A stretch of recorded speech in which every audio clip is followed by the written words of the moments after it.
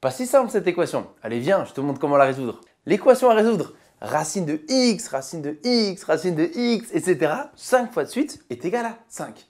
Et d'ailleurs, on remarque que c'est une sorte de mise en abîme, ma figure de style préférée. Donc, il faut aller chercher x ici. Comment faire? Quand tu as une équation inédite, il n'y a pas de chemin tout tracé. Néanmoins, en fait, résoudre, c'est trouver la valeur de x qui marche et trouver le x.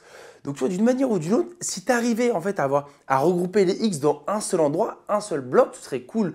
Tu vois, souvent on factorise. Tu sais, quand tu as des x à plein d'endroits, on peut dire tiens, on factorise par x, comme ça on l'isole quelque part. Là, ce n'est pas factorisé parce que c'est déjà une multiplication. Mais tu vois, la façon de réfléchir est un peu la même. Comment tu pourrais avoir x à un seul endroit, tu vois, compresser pour avoir un seul élément avec x? Est-ce que tu vois comment faire? En fait, on va exprimer à la racine d'une autre manière. Je le dis régulièrement sur la chaîne. C'est quoi racine de x? Eh bien, c'est x puissance 1 demi. Et c'est même comme ça qu'il faut le voir. En fait, à chaque fois que tu as une racine carrée, ça divise par 2 la puissance. Donc, si je t'avais mis racine de x au cube, combien est-ce que ça fait?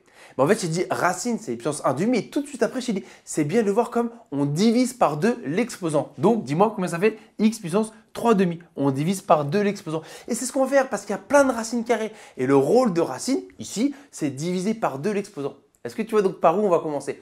En fait, bien souvent, quand tu as un calcul un peu long, tu sais, on va dans la parenthèse la plus à l'intérieur. Ici, ce n'est pas des parenthèses, c'est des racines carrées. Donc, en fait, tac, on va zoomer ici. On va aller chercher en fait le plus petit x sur lequel on a la main.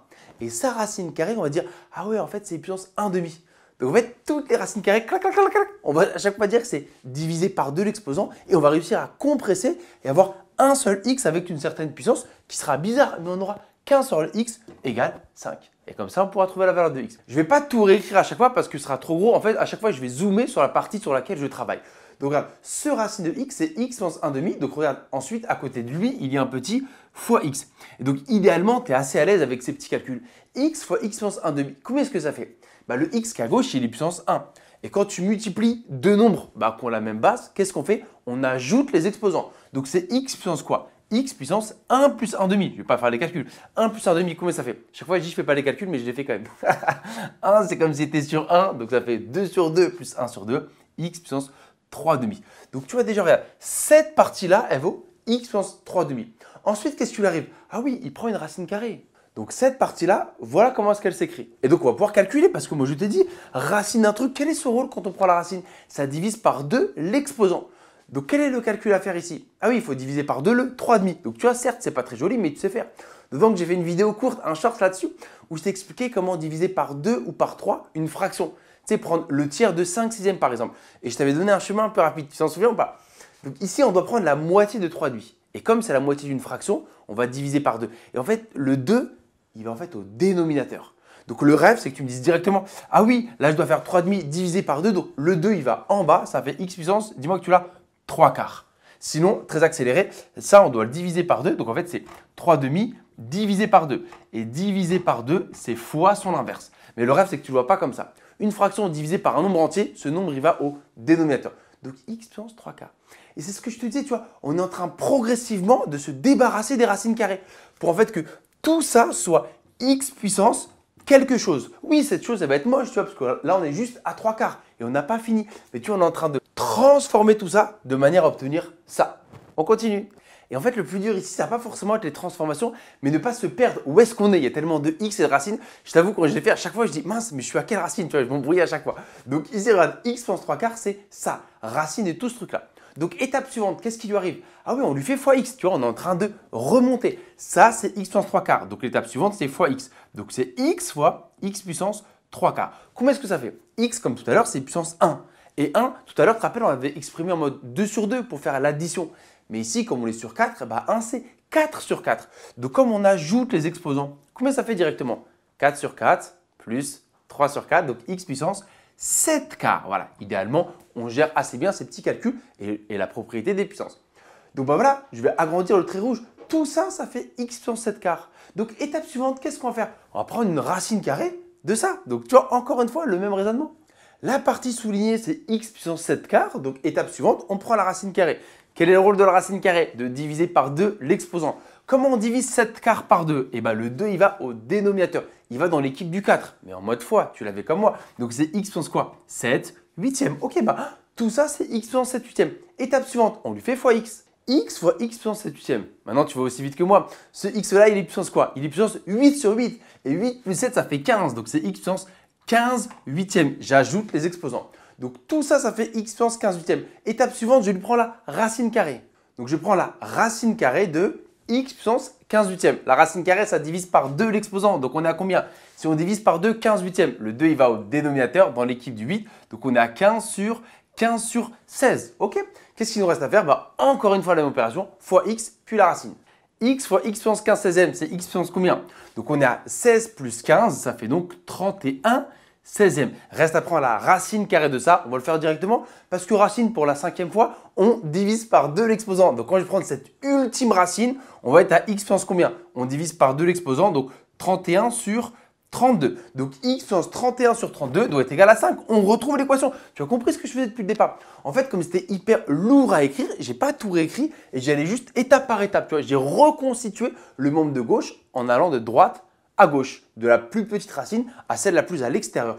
Et on a trouvé que tout ce membre de gauche pouvait s'écrire beaucoup plus simplement comme ça. X puissance 31 sur 32. Petite pause avant de finir. Est-ce que tu te rends compte d'un truc? En fait, plus on avançait, plus l'exposant, j'ai effacé, c'est dommage, mais plus l'exposant se rapproche de 1. On est parti de x puissance 1 demi et à chaque fois, on l'a travaillé. Regarde, 15 16e, 15 sur 16, c'est pas loin de 1. Parce que 1, c'est 16 sur 16. Étape suivante, on est à combien? 31 sur 32. Encore une fois, on se rapprochait de 1. Parce que je prépare une bonne vidéo en fait qui va travailler ça jusqu'à l'infini pour te montrer comment écrire autrement un autre nombre. Elle arrive bientôt et donc là, c'est juste pour te faire prendre conscience de ce qui se passe quand on a travaillé le membre de gauche. Est-ce que tu sais résoudre cette équation-là? Il y a plusieurs chemins qui me permettent d'aller sortir x. Ce qui est embêtant, t'en conviendras, c'est l'exposant. 31 sur 32, on ne sait pas trop comment faire. Si tu avais puissance 2 au carré, tu prends la racine et c'est terminé. Mais là, comment tu fais pour te débarrasser de 31 sur 32? En fait, il y a une technique et je vais le faire. Mais juste généralement, un des réflexes avec les exposants, quand on veut s'en débarrasser, quel est-il? C'est de composer par la fonction logarithme ln. Comme je dis souvent, le ln fait descendre l'exposant. Donc ça, c'est un truc qu'on peut faire. Maintenant, c'est un résultat encore un peu désuet, hélas, mais qui permet en fait de transformer les exposants. Toi, ton rêve, c'est que lui, il disparaisse. Tu vois, d'accord? Tu aimerais avoir x tout court. Donc x, je t'aide. Tu aimerais avoir x tout court. Donc x puissance 1. Et un truc qui est licite en maths, tu sais, quand tu as une égalité, tu as le droit d'élever chacun des deux membres à une même puissance. Tu sais, quand tu as a égale b, tu peux mettre tout le monde au carré.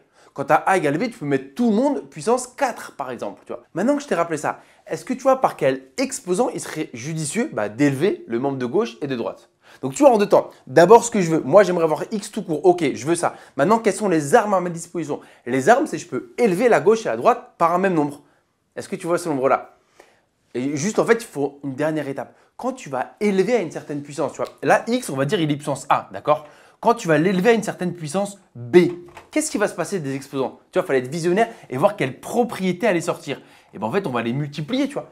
X puissance A puissance B, on les multiplie. Donc, toi, en fait, tu dois élever ce nombre-là à une certaine puissance pour qu'à la fin, tu aies 1 quand tu vas aller multiplier. Tu vois, c'est là où les maths, c'est beau, c'est une sorte d'énigme, c'est un casse-tête, tu vois. Une fois que tu as compris l'enjeu, tu vois, tu dis, attends, quelle puissance serait bien pour que ça disparaisse, tu vois?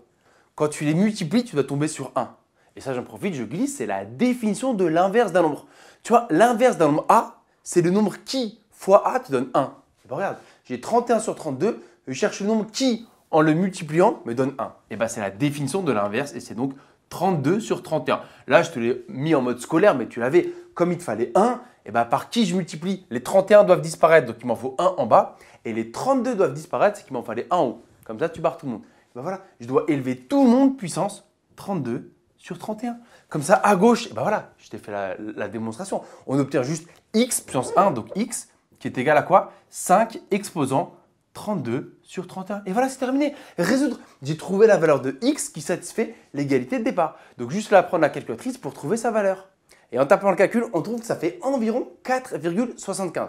Donc, tu as deux possibilités où tu pouvais te satisfaire de ça. Moi, perso, ça me convient très bien. J'ai trouvé la valeur de x. Ou alors, on est curieux, on a envie de savoir combien ça fait à peu près. Ça fait 4,75. J'espère que ça t'a plu.